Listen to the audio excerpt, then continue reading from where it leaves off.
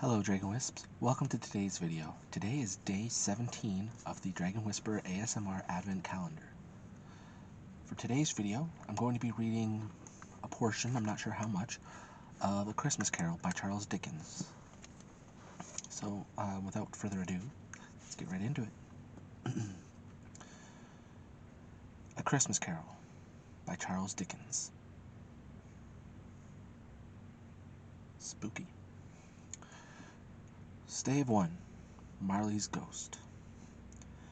Marley was dead to begin with. There is no doubt whatever about that. The register of his burial was signed by the clergyman, the clerk, the undertaker, and the chief mourner. Scrooge signed it, and Scrooge's name was good upon change for anything he chose to put his hand to.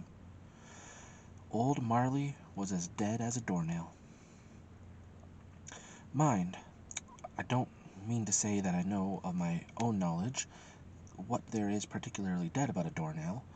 I might have been inclined myself to regard a coffin nail as the deadest piece of ironmongery in the trade, but the wisdom of our ancestors is in the simile, and my unhallowed hands shall not disturb it, or the country's done for. You will therefore permit me to repeat, emphatically, that Marley was as dead as a doornail.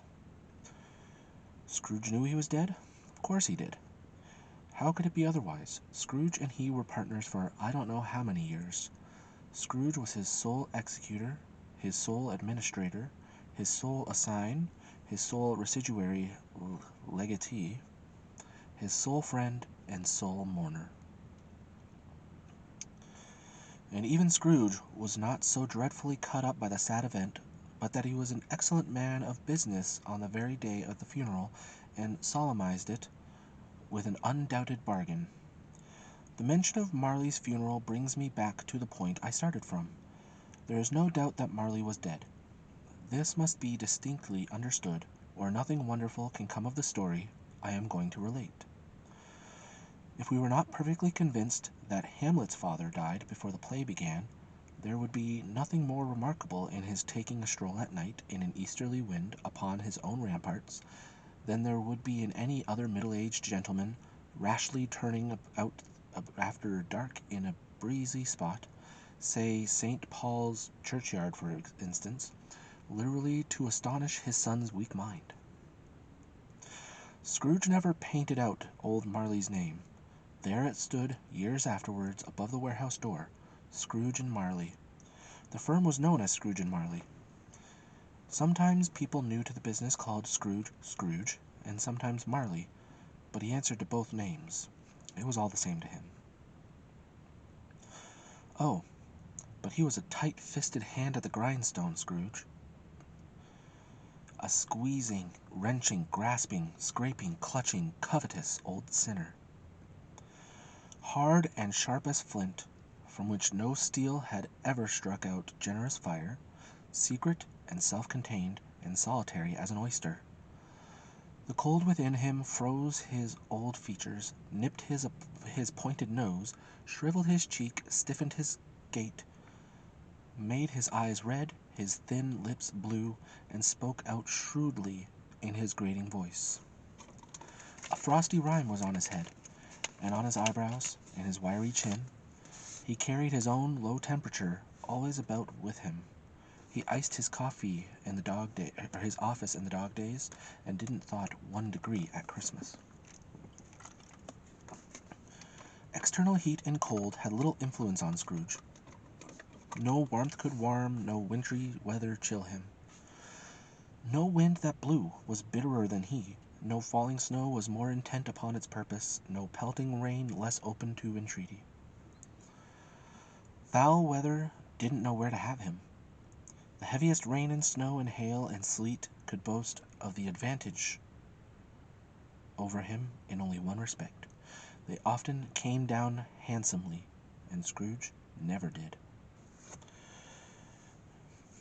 Nobody ever stopped him in the street to say with gladsome looks, "My dear Scrooge, how are you? When will you come to see me?" No beggars implored him to bestow a trifle. No children asked him what it was o'clock. No man or woman ever once in all his life inquired the way to such and such a place of Scrooge.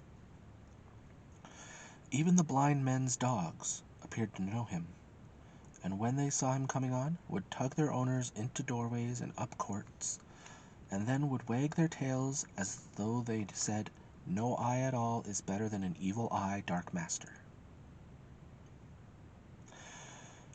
But what did Scrooge care? It was the very thing he liked. To edge his way along the crowded paths of life, warning all human sympathy to keep its distance. That was what the knowing ones called nuts to Scrooge.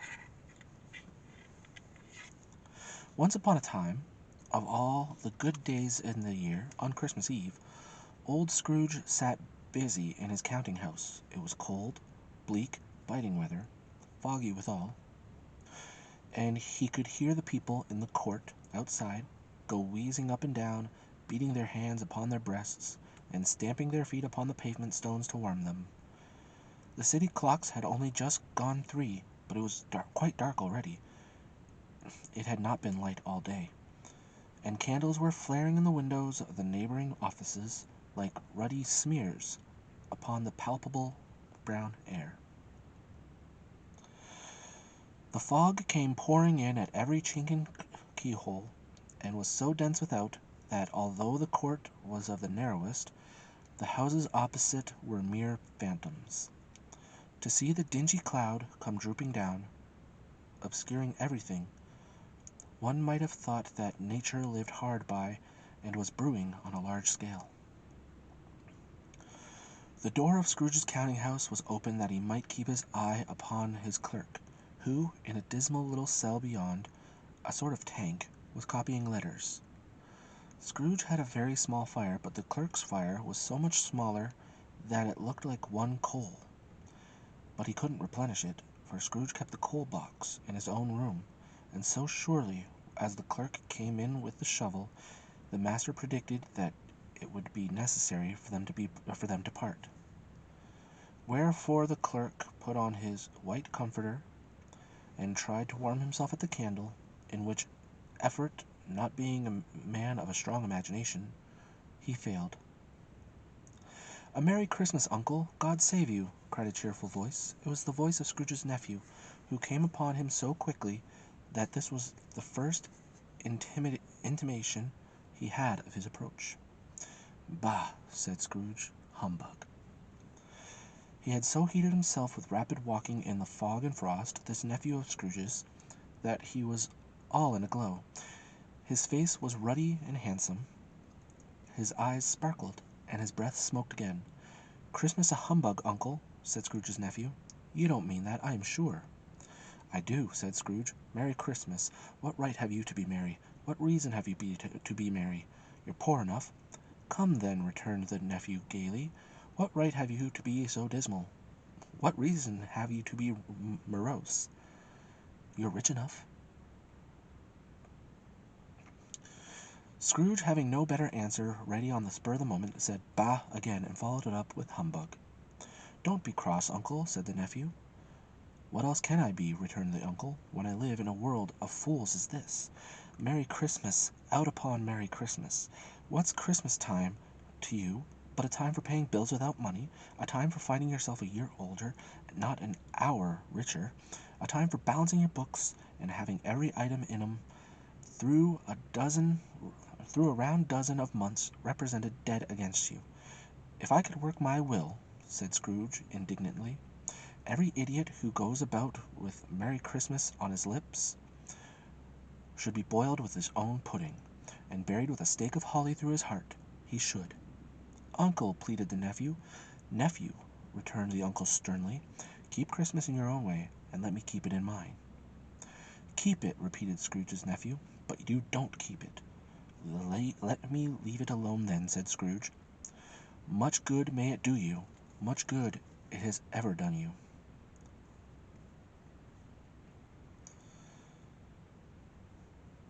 I'm going to end it there, just to keep this video short enough that I don't have to edit it. Otherwise, it won't release on time. So, yeah, there's day 17. Tune in tomorrow for day 18, where we continue the Christmas Carol. Thank you for joining me, and as always, have a peaceful day. Bye.